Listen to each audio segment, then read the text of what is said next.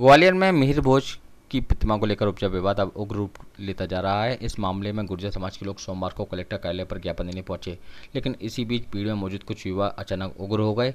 उन्होंने कलेक्टर कार्यालय में पथराव व तोड़फोड़ की। इसके अलावा कलेक्टर कार्यालय परिसर के भीतर और बाहर खड़ी कई सरकारी और निजी गाड़ियों के कांच तोड़ दिए।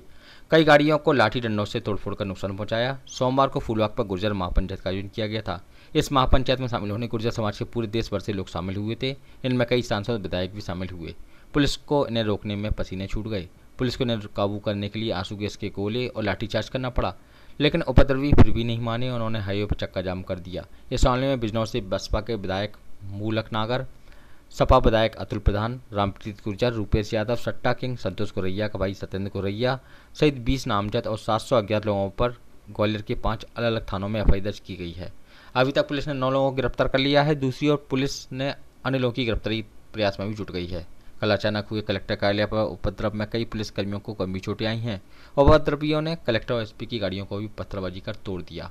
उपद्रवियों ने शहर के अलग अलग हिस्सों में जमकर उत्पात मचाया।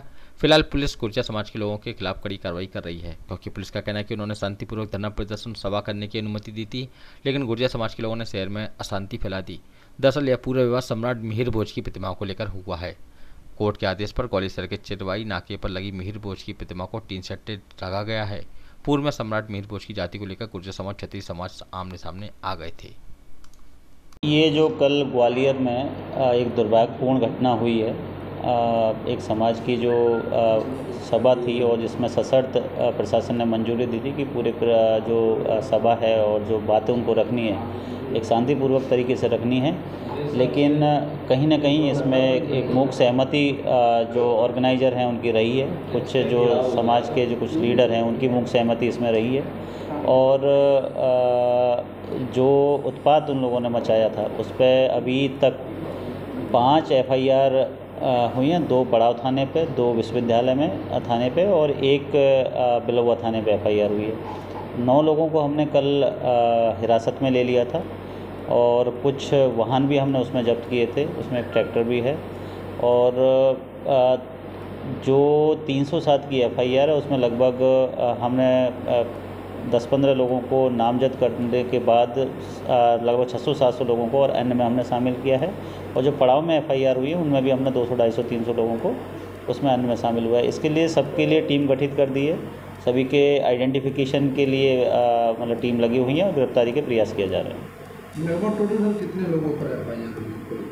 ये नामजद लगभग 20 लोग हैं जिनको अलग अलग घटनाक्रम पे अलग अलग जगह पे हमने उनको आइडेंटिफाई किया है और जो मंच पे आसीन थे और जिनके ऊपर पूरी जिम्मेदारी थी कि ये पूरा का पूरा प्रोग्राम, पूरी की पूरी सभा एक शांतिपूर्वक तरीके से होनी थी, क्योंकि वो रिप्रेजेंटेटिव करते हैं उस समाज का रिप्रेजेंटेटिव करते हैं। जो लोग आए थे, जो युवा आए थे, जो उत्पाती थे, उनकी जिम्मेदारी थी कि उन सबको एक शांतिपूर्वक बनाए रखना था। लेकिन कहीं ना कहीं जिस तरीके का ये उत्पात हुआ है उसमें अब ये समझ में आ रहा है कि ये जानबूझ के की गई घटना थी। इसमें कहीं मूक सहमति थी, किसी की खुली सहमति थी। तो जो मंच पे आसीन कुछ जनप्रतिनिधि थे और कुछ जो समाज के लीडर हैं और जो कुछ और भी लोग हैं जिनको हमने आइडेंटिफाई किया, लगभग 20 लोगों को आइडेंटिफाई करके उनको नामजद किया है और बाकी 600-700 लोगों को हमने अभी आइडेंटिफिकेशन की प्रोसेस चल रही है।